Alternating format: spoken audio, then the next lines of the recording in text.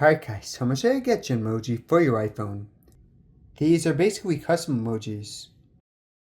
Now first just go into your settings, go to General, and Software Update. You do have to be on iOS 18.2 or newer.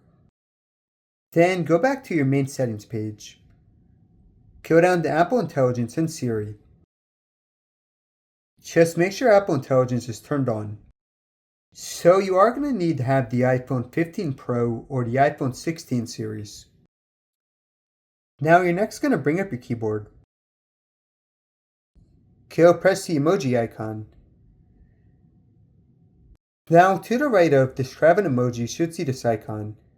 Just go and press it.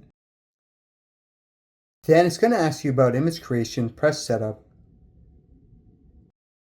Just give it some time, but it should just take a few minutes. Just press done. Just got the notification for it. Just press the icon. Go and press continue. Then yes, go and search. Go and come up with whatever you want, for the most part.